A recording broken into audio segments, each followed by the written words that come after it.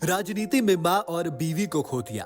4 साल बाद पाकिस्तान लौटे नवाज शरीफ का छलक उठा दर्द। बता दें कि पाकिस्तान के पूर्व पीएम नवाज शरीफ 21 अक्टूबर को 4 साल बाद पाकिस्तान वापस आ चुके हैं। पाकिस्तान पहुंचते ही उनकी पार्टी के कार्यकर्ताओं ने उनका जोरदार स्वागत किया।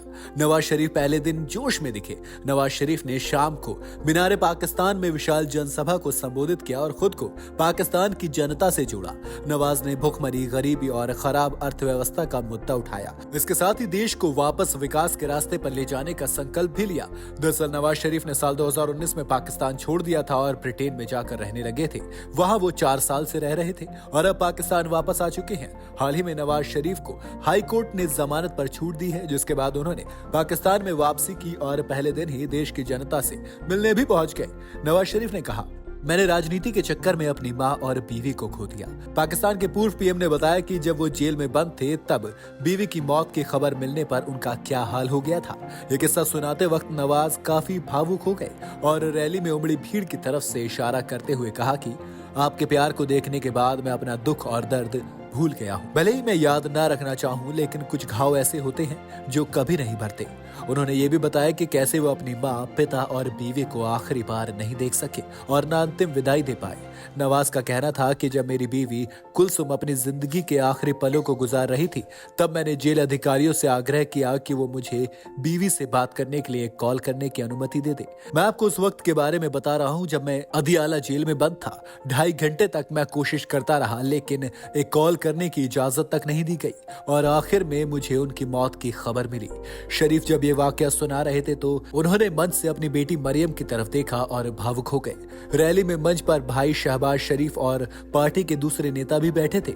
नवाज ने कहा, जेल में मुझसे कहा गया कि वो मरियम को उसकी मां की मौत की खबर दे दे, लेकिन मैंने मना कर दिया। जरा सोचिए, मरियम उस वक्त मां की मौत का गम कैसे सहन कर पाती।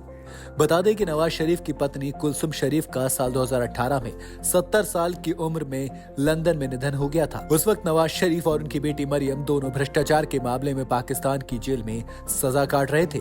इससे पहले शनिवार दोपहर नवाज शरीफ लंदन से पाकिस्तान पहुंचे, जहां अपनी जमानत के संबंध में कानूनी औपचारिकताएं उन्होंने पूरी की। बाद में वो पीएमएलएन के गढ़ लाहौर के लिए रवाना हुए। नवाज शरीफ ने 21 अक्टूबर को पाकिस्तान की जनता को संबोधित करते हुए इस बात पर अफसोस जताया कि पाकिस्तान की अर्थव्यवस्था इतनी ज्यादा खराब कैसे हो गई। उसके साथ ही उन्होंने देश को फिर से विकास के रास्ते पर ले जाने की शपथ ली। साथ ही अपने मुख्य प्रतिद्वंदी इमरान खान पर निशाना साधते हुए कहा कि जब वो सत्ता में थे तब की तुलना में आज रोटी पेट्रोल की कीमत कितनी ज्यादा हो गई है। उन्होंने पूछा, क्या मुझे इसी वजह से बाहर किया गया था? ये क्या फैसला है, आप बताएं। क्या आप इस फैसले से सहमत हैं? अगर पाकिस्तान को साल 1990 के आर्थिक मॉडल पर चलाया जाता तो एक भी व्यक्ति आज बेरोजगार नहीं होता, गरीबी जैसी कोई चीज नहीं होती। लेकिन आज हालात इतने खराब हैं कि किसी को भी सोचना पड़ता है कि अपने बच्चों को खाना खिलाए या बिजली का बिल भरे। नवाज ने स्पष्ट किया कि ये कठिन आर्थिक स्थितियां शहबाज शरीफ के नेतृत्व वाली सरकार के दौरान नहीं बनी थी, बल्कि लंबे वक्त से चली आ रही है। पीएमएलएन सुप्रीमो ने बिजली बिलों की 2 कॉपियां भी लहराई, जिनके बारे में उन्होंने दावा किया कि एक कॉपी उनके कार्यकाल की है और दूसरी उनके निष्कासन के बाद की है। उन्होंने कहा, क्या आपको याद है कि कैसे धरने आयोजित किए गए थे, लेकिन हम अपना काम करते रहे। मैं आज कई सालों के बाद आपसे मिल रहा हूं, लेकिन आपसे मेरा प्यार का रिश्ता वैसा ही है। इसमें कोई अंतर नहीं आया है। मैं आपकी आंखों में जो प्यार देख रहा हूं, मुझे उस पर गर्व है। मैंने आज तक कभी अपने समर्थकों को धोखा नहीं दिया, न किसी तरह का बलिदान देने से पीछे हटा।